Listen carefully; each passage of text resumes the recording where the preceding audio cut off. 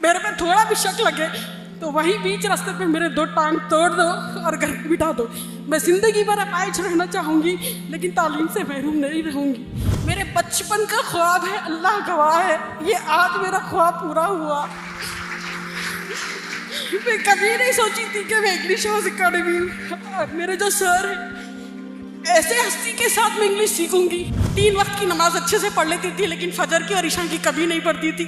लेकिन आज सर की क्लास में आने की जब से तहज्जुद भी पढ़ रही हूँ, फजर भी पढ़ रही हूँ और ईशा भी पढ़ रही हूँ। मेरी 9 साल हो गया है तकरीबन मेरी शादी होकर और 12 साल हो गया मैं अपनी पढ़ाई से तुर्क हूँ।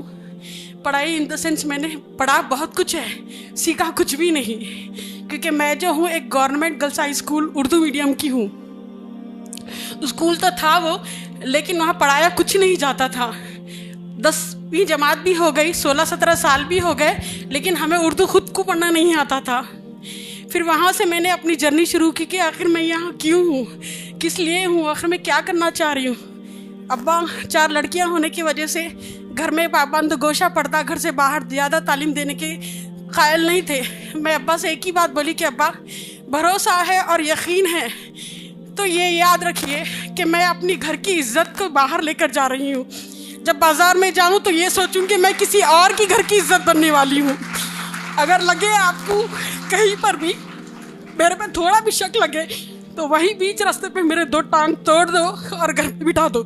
मैं ज़िंदगी भर अपाहिज रहना चाहूँगी लेकिन तालीम से महरूम नहीं रहूँगी। मैंने BA किया, B.Ed किया और PG भी किया लेकिन वो सिर्फ पढ़ाई थी। सीखने के लिए जो मेरा जुनून था वो इंग्लिश था। मेरे बचपन का ख्वाब है, अल्लाह गवाह है, ये आज मेरा ख्वाब पूरा हुआ। मैं कभी नहीं सोची थी कि मैं इंग्लिश हाउस अकेडमी और मेरे जो सर है ऐसे हस्ती के साथ मैं इंग्लिश सीखूंगी। मैं तो छोटे छोटे बच्चों के साथ भी सीखना चाहती थी कि मुझे कोई भी इंग्लिश सिखा दे।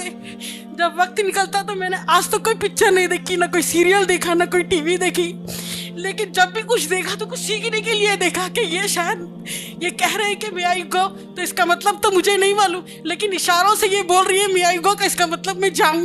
तो मैं उसको उर्दू में लिखती और फिर इंग्लिश में उसको समझ के दीवारों से बात करती कि मैं इसी तरह से इम्प्रूवमेंट करके फिर बाहर आके बोलती थी। चाहे हंसो क्या भी करो, मुझे बोलना है, मुझे सीखना है।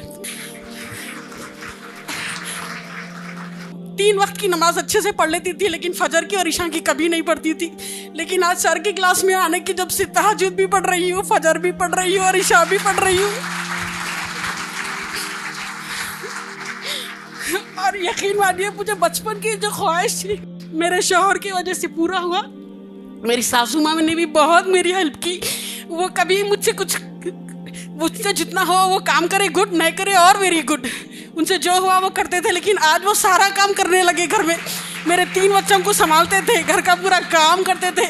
ये उम्र उनकी काम करने की नहीं थी लेकिन फिर भी उन्होंने किया। मैं बोली अल्लाह तू एक वक्त जो लाता आज लाया। मेरे शौहर ने, मेरे बच्चों ने, सबने साथ दिया मेरा। मेरी सासू माँ ने, मेरे ससुर ने, मेरे बच्चों ने। क्यों मेरे ख्वाब पूरे हुए बदला तो 1 महीने में। मैं एग्ज़ाम हलाल मार्क्स लाई। पहले मैं 50 मार्क्स लाए, 100 में से मैं 10 मार्क्स भी लाऊं ये सोची नहीं थी।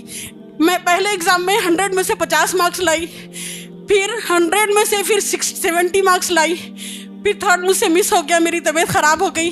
लेकिन इतने भी मार्क्स लाई मैं तो 100 नहीं 200 मार्क्स लाई मेरे हिसाब से, जिसको एक भी 0 भी नहीं मालूम। मैं इसके लिए मेरे फैमिली का सबसे तहेगुज़ार शुक्र अदा करती हूँ।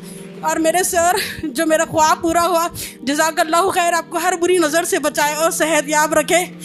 जज़ाकल्लाहु खैर sir, thank you so much. आपके दिल में जज्बात और आंख में आंसू थे। उसमें आप कह रही थी कि मेरी सास बड़ी अच्छी है, काम करे भी तो गुड, नहीं करे भी तो वेरी गुड। तो वो सब बच्चियां दिल ही दिल में क्या बोले मालूम है आपको? जो मेरे कानों में आवाज़ गूंजी, अल्लाह मुझे भी सास ऐसी ही दीजिए। जी थैंक यू सो मच।